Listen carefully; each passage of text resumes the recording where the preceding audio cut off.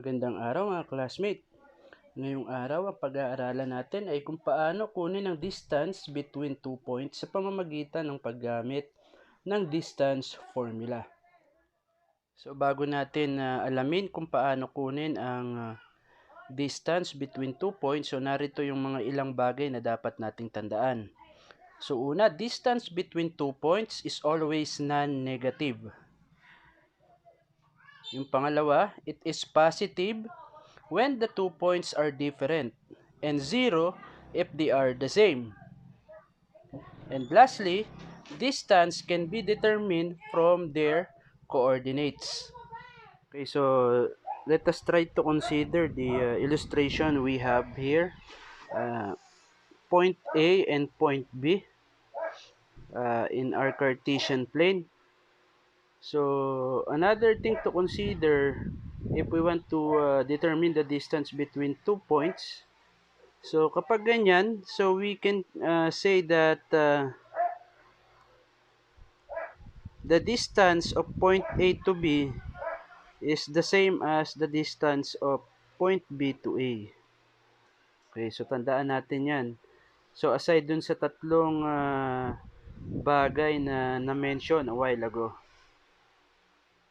Okay, so let's say we want to determine now ano yung distance between point A and point B. So considering na siya ay nasa Cartesian plane, so ang point A natin ay merong coordinates na 2, 2, and then ang point B natin ay may coordinates na 10, 2. Okay, so if you will notice yung ating dalawang point ay align horizontally. Okay. Horizontally aligned. If that's the case, for us to determine the distance of 2 points which are aligned horizontally, kukunin lang natin yung absolute value of the difference of their x coordinates. Or in other words, so ang distance nung AB is equal to the positive difference nung x coordinates. So we have 10. Ito yung x coordinate ng point B minus x coordinate ng point A which is positive 2. So 10 minus 2 we have 8. So absolute value niya is 8. So ibig sabihin distance of point AB is 8.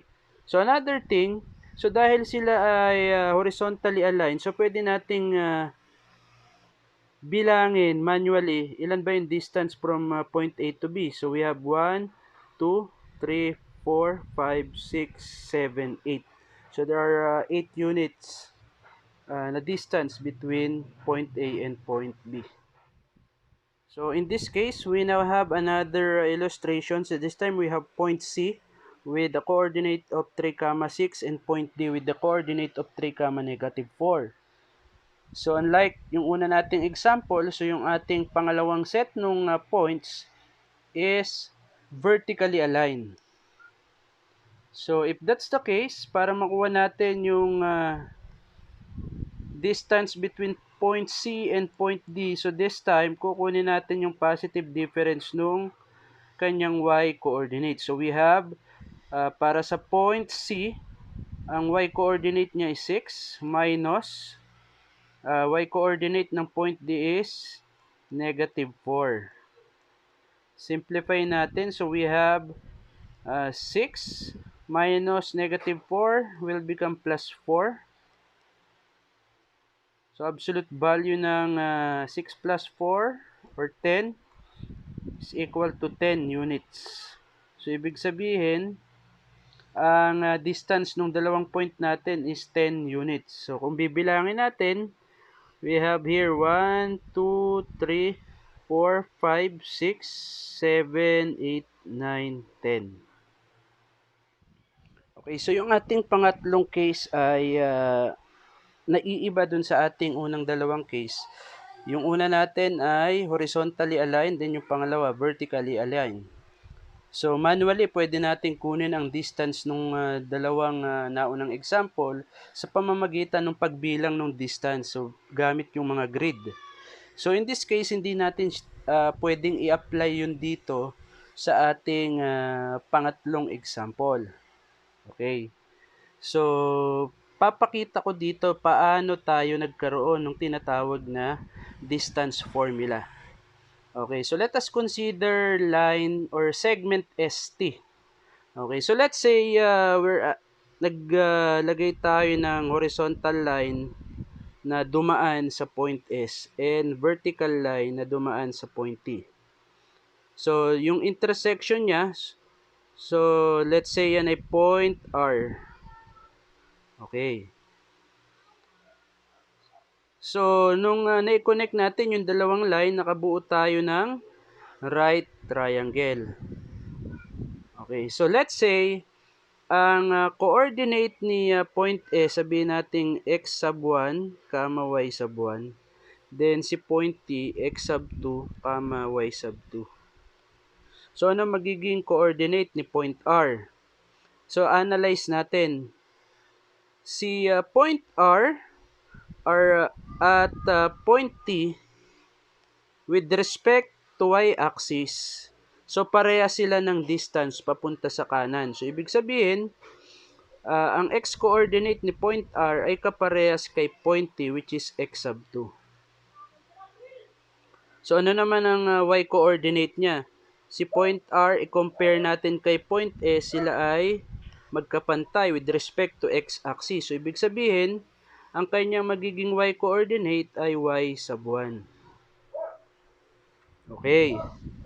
So another thing, kanina sabi natin para makuha natin ang distance ng vertically aligned na points. So kinukuha lang natin yung difference or positive difference nung dalawang nung y coordinate. So ibig sabihin, ang distance netong segment TR ay equal sa difference ng y sub 2 minus y sub 1. At ang distance naman ng point SR is equal to difference or positive difference nung kanilang x-coordinate. So we have x sub 2 minus x sub 1. Yan. Okay, so we all know in a right triangle, so yung right angle, ang opposite side niya, ito yung kanyang hypotenuse. So ibig sabihin, ito yung hypotenuse, represent natin as R. And then, ito, opposite niya is S. Ibig sabihin, papalitan lang natin. Ito, opposite niya is, ayun, yung point T. Yan. So, apply natin yung Pythagorean theorem. Diba? Sabi sa Pythagorean theorem, the square of the hypotenuse is equal to the sum of the square of the legs. So, ang legs natin, we have S, square lang natin, plus T, square lang natin. Okay. So, meron na tayong, again, ito yung nanggaling sa Pythagorean theorem natin, ano? So, para makuha natin yung distance nung side R, o etong segment ST, so, gamitan natin ng Pythagorean theorem. So, palitan natin yung S as, o ito munang T, o kahit ano sa dalawa. Still, magre-result naman yan sa parehas na sagot. Okay. X sub 2 minus x sub 1, ito yung para sa t square. Square natin. Yan. Plus, yung representation ng s square. So, we have y sub 2 minus y sub 1. Square natin. Sabi, this is equal to r square. Okay. So, ang gusto lang nating makuha, ano ang value ng r. So, square natin both side. So r square, square root ng r square. So we have r. So this is equal to square root of x square minus x sub 1. Ay sorry, x sub 2 minus x sub 1 square plus y sub 2 minus y sub 1 square. Okay, so ito na ngayon yung ating tinatawag na distance formula. So, dyan nang galing yung ating distance formula. Okay, so this time, subukan naman natin gamitin yung distance formula. So, same situation kanina, yung ating line ay hindi naka-horizontally aligned, hindi rin vertically aligned. So, gagamitan siya natin ng distance formula. Okay, so sabi kanina, isa pa, para makuha natin yung distance, dapat alam natin yung kanilang coordinates. Okay. So, let's say this time, classmate reminder, ano? So, pwedeng magkabaligtad. Pwedeng ito yung ating gamiting x sub 1, ito yung y sub 1.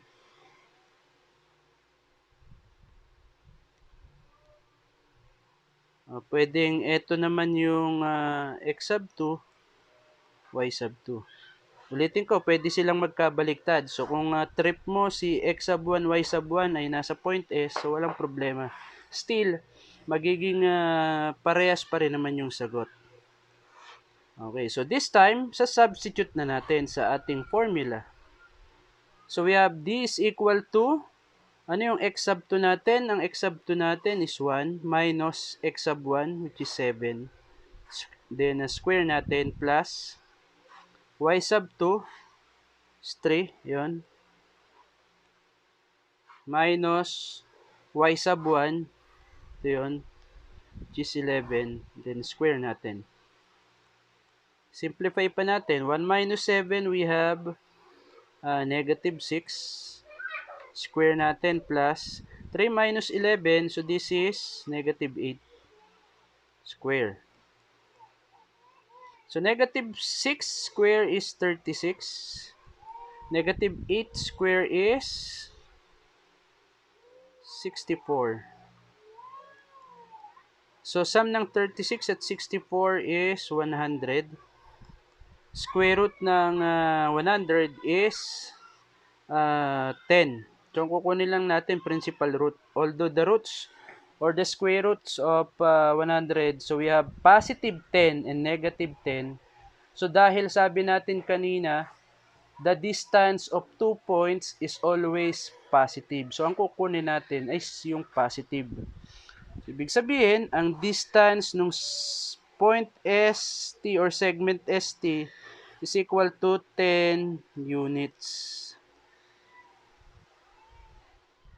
Okay, so let us try to use again the distance formula. So this time, ang given ay yung mga coordinates lang. Anyway, distance formula can be used kahit anong position ng ating dalawang points. Kahit sila ay vertically aligned, horizontally aligned, or naka-slant, so pwede siyang gamitin kahit saang cases. So let's say, again, represent muna natin ito x sub 1, ito y sub 1, ito ang x sub 2, y sub 2. Okay. Sulat natin yung formula. So we have distance is equal to x sub 2 minus x sub 1 square plus y sub 2 minus y sub 1 square. Okay, so another tip, classmate. So kung ito ginawa mong x sub 1, ito ginawa mong x sub 2, so walang problema. Basta gagawin mo itong y sub 1 at ito y sub 2. Okay, substitute natin. So we have x sub 2 is negative 1 minus x sub 1, which is also negative 1. Then square natin plus y sub 2, we have 14 minus 6. Square uli natin. So, simplify natin yung term sa loob ng radical symbol. So, we have negative 1 will become negative 1 plus 1. So, the answer here is 0. So, ibig sabihin, kahit square natin, 0 pa rin. 14 minus 6. So, we have 8 square. So, we have 64. Square root ng 64 is 8. So, ibig sabihin, ang distance ng ating point S and T or point S to T is 8 units. Okay, so for our last example, we have point A with the coordinate of negative 3, 2 and point M with a coordinate of 9, 7. Again, so copyin lang natin yung distance formula. So by the way, ito yung ating x sub 1, y sub 1, x sub 2, y sub 2. So we just simply plug in dun sa ating formula. So we'll have x sub 2, so we have 9 minus x sub 1. So we have negative 3. Square natin. Plus 7 minus 2. Simplify natin yung term sa loob ng radical sign. So we have 9 minus negative 3. So we have 12 positive. Square natin. 7 minus 2, we have 5 square. So 12 square is 144 plus 5 square which is 25. So add natin. So we have 169. Okay. Square root ng 169. So this is equal to 13. Okay. So ito yung distance ng ating point A at point M. Okay, so I hope ay meron kayong natutunan sa lesson natin ngayong araw and feel free to share this video to others, especially sa iba pa nating classmate para mas marami pa tayong matulungang iba.